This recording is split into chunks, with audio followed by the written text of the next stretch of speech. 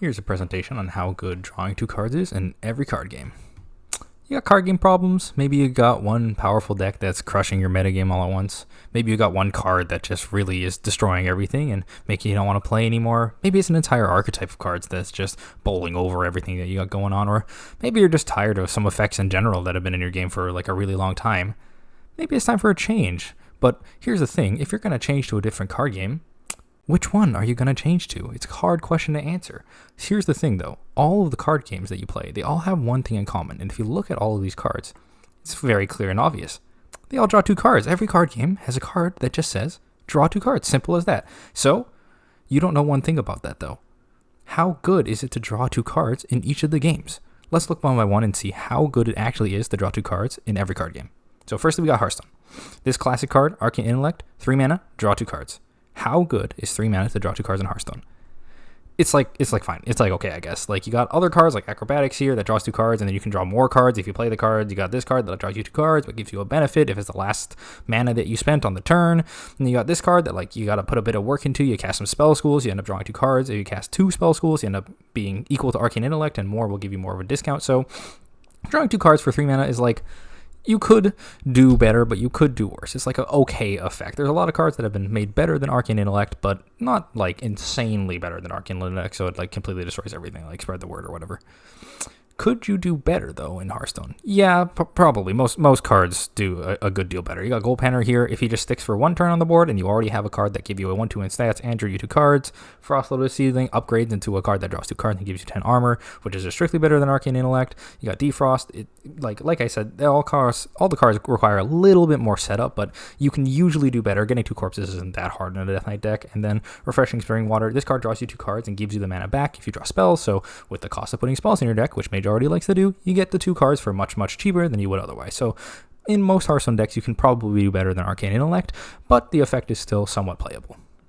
Second up, we're going to talk about Magic. Now, Magic, you got this card, Divination. Same card as Hearthstone, 3 mana, draw two cards. How good is draw two in Magic? It's alright. It's actually pretty good. You got Thirst for Knowledge, discard, draw three cards, and discard two cards unless you discard an artifact. So you have to be playing a lot of artifacts in your deck, otherwise you're going to risk ending up down a card in comparison to cards like Divination. Behold the Multiverse here. The downside of this card is you either have to pay in advance or you have to pay extra up front to get the two cards, but you get a free Scry to attach. So it's a bit of push and pull. There's lots of cards in Magic that are like this. You got Charter Course, the other version of it where it's discounted price, but you have to do something to achieve the two cards. So in this case, you have to actually attack with a creature on the turn you play, a very non-blue effect, to actually end up with getting two cards and getting the 1 mana discount on your Divination. Could you do better in Magic?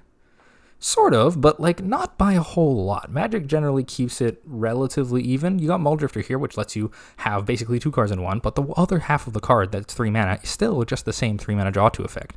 You got this card Sign in Blood. It costs a bit less mana, but you still lose 2 life, and you have to play double black, which is a larger cost than it would be to simply play 1 black or 1 blue in your deck that wants to draw the two cards. Compulsive Research is a pretty good example of a card that's almost always better than Divination because you draw 3 cards and then you get to pick which one you get rid of, and usually getting rid of a land isn't that big of a cost, but it still has the downside of if you don't have lands, it's not really the best to discard your land that you have.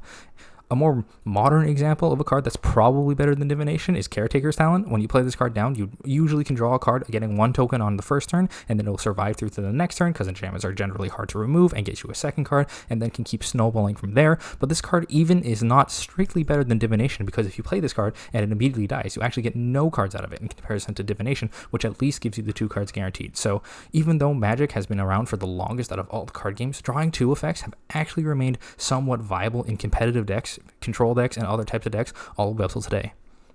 Third up, I'm going to talk about Yu-Gi-Oh! How good is it to draw 2 cards in Yu-Gi-Oh! You got the spell card here, Pot of Greed. You just play on your turn, you draw 2 cards. How good is it? Completely broken. Yu-Gi-Oh! Is completely insane. This card, Triple Tactics Talent, this card has the same effect of Pot of Greed, where you can draw 2 cards, but you can only activate the effect if it's your turn and your opponent has activated a monster effect, which isn't the least common thing to happen in Yu-Gi-Oh!, but they're already putting a gate on this card that just says draw 2 cards. Pot of Greed is so broken in comparison to all the other card games that this card that is super simple in Magic and Hearthstone is completely busted and is banned everywhere. We got this card, Sekka's Light, which if you looked at the other cards on the list so far from Hearthstone and Magic, you see, oh, okay, you get the draw 2, but you have to you put a little bit of work in to get maybe a benefit, maybe a downside, you have to work around it. This card requires you to have no spells and traps in your entire entire graveyard, which basically means you can't play any of them in your deck, and then it also stops you from playing other spell or trap effects for the rest of the game. Literally the entire game. So you put this card in your deck, this can be the only spell or trap card in your entire deck. That's 2/3 of the game that you're just lopping off just for the draw 2 and the graveyard effect on Sekka's Light. This card really shows how absurdly good draw 2 is. And if you want to get an example of a draw 2 effect that sees tons of play, we can look at Pot of Desires. This card is literally just Pot of Greed, but with the downside that you have to remove the top 10 cards of your deck face down. And in Yu-Gi-Oh, that's a huge price. Yu-Gi-Oh decks are 40 cards as opposed to 60 cards like most card games, so removing the top 10 is a fourth of your deck, and you might need those cards to win the game, especially in Yu-Gi-Oh where there's a lot of cards that search your deck for specific cards. So by putting a card like Pot of Desires in your deck, you're really saying, I hope I don't banish the really important stuff I need to win this game so I can get that +2 cards. Could you do better in Yu-Gi-Oh than drawing 2 cards though? You might think the answer is no, but funnily enough, I think you can actually do better than just a card that draws you 2 cards nowadays. It's not really something that I can easily get into in this short video though. There's a lot of cards in Yu-Gi-Oh like Snake Eye Ash that have like an absolute ton of text, and when you play them, you get a guy, and then you search your deck for like another guy, and that guy gets you this guy, and then this guy gives you another card, and it just chains and chains and chains of you tutoring through your deck, finding specific things that get you more things when you play them. You get Snake Eye Poplar off the Ash gets the thing, the Poplar gets the spell gets the debuff. It's like really all the top metagame decks in Yu-Gi-Oh share this in common, where it's just a really, really long combo line starting from 1 or 2 cards in your opening hand and extenders that continue this that give you eventually more than what a draw 2 would have been able to give you, but it's just way too hard to explain to anyone who isn't really into Yu-Gi-Oh. So just know that even though draw 2 is completely broken in Yu-Gi-Oh, we have other stuff that's also completely broken in Yu-Gi-Oh, which makes draw 2 actually not the most broken effect in the universe. Alright, finally let's get into the last game here, Pokemon. How good is drawing 2 cards in Pokemon? We got this card, just like Pot of Greed, draw 2 cards, cost you nothing. Let's see what it is. It sucks. It's like really unbelievably bad. We got these 2 cards here, which already say draw 2 cards just by default. They're the exact same as the supporter card build here. However, if you have Fulfill the Condition, either your active Pokemon as a tag team, or if you have a stadium, 2 things that are pretty easy to do if you build your deck around them, you just get 2 more cards for absolutely free. And then if you don't want to build your deck around a specific effect, you can just play this card Friends of Hisui, which just draws you 3 cards for the exact same price. It's literally just better. Drawing 2 cards in Pokemon is literally so bad. You can just put an effect in the game that's literally just better than that. Now, the answer, could you do better in Pokemon, is like obviously by a mile. Like there's so many better effects. This card, Professor's Research, lets you draw 7 cards for the exact same price as the draw 2 effect that we saw earlier. Now you do have to discard your hand, which could be a cost, but usually in Pokemon you want to play the cards that are in your hand so that way they're actually in play. So drawing 7 after you play almost all the cards in your hand, pretty low cost. And then I'm not even talking about the Pokemon. I'm only even talking about the trainer cards, which you can only play 1 of per turn. But we have Pokemon that let you do things like Radiant Greninja here. This card lets you draw 2 cards by discarding 1 card, but you can do that every single turn, and you can just play this guy at the very beginning of the game with no cost. How about this card, Squawkability EX? It's only able to do the thing on your first turn where you discard your hand and draw 6 cards, but you can play as many of these guys on your first turn as you want. But you can only use 1 of his ability per turn, but the fact that you can just play this guy and get basically a free extra Professor's Research, and this guy's a Pokemon, which makes it much easier to search. There's a lot of power behind the effects and abilities like this.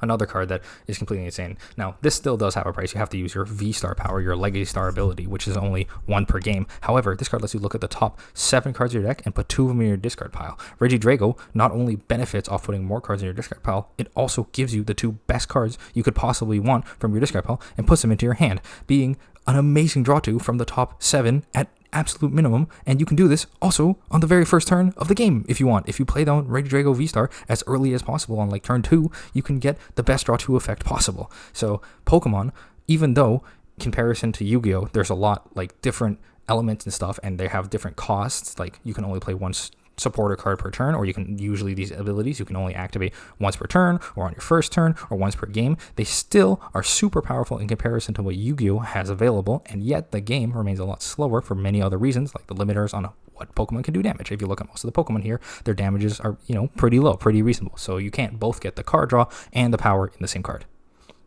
In conclusion, Speed and Cardboard change a lot from game to game. You have many different cards trading hands. In Pokemon, you're going to see maybe like a third of your deck in the first turn. Same as Yu-Gi-Oh, but in Magic and Hearthstone, you might see way less cards, but go through way more turns because the games take a lot longer to play. But I think that is something that makes card games so amazing and something that everyone should try at least once. If you have a card game and you're getting frustrated with it, maybe something's changed, maybe something's different, go try another game. See if you like the speed, see if you like the format, see if you like the gameplay. There's so many different things to try.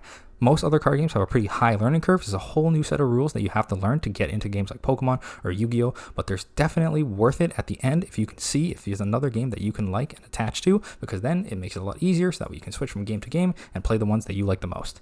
If I was to get into a card game nowadays, if I were brand new to one, I would definitely recommend the Pokemon game first. It's just the most beginner friendly, if you ask me. It's got pretty fast gameplay. You get to see a lot of cards, so it's pretty fun, and you get to play with cool Pokemon. I think that's pretty nice. Next, I would probably say you can get into Hearthstone. Hearthstone's online, so you can play it basically whenever you want, and it's got probably the best client out of all of them, if you ask me. Not to mention that Hearthstone has a basically beginning free deck that you can get for free when you start the game, and lots of catch-up packs and all sorts of things that will keep you playing the game again and again. And also the mechanics seem relatively straightforward. I would also say that if you're playing Hearthstone, Magic is one that's pretty easy to get into. They have a lot of similar mechanics, focusing on mana, focusing on you can only get one extra mana per turn, and how you can summon creatures onto the board, and you can attack and you can block with them and all this stuff. Some of the stuff is different from game to game. However, I think if you play these 3 games, you'll get a pretty good understanding of most card games. I wouldn't recommend trying Yu-Gi-Oh! Unless you watch the anime as a kid, or if you have a really good understanding of how card games work, or if you really want to see what Yu-Gi-Oh! Has to offer, because Yu-Gi-Oh! Has definitely got the highest learning curve of all the card games here. However, Yu-Gi-Oh! Is an absolute blast, and I think if you love card games, you're probably going to want to try Yu-Gi-Oh! At least once.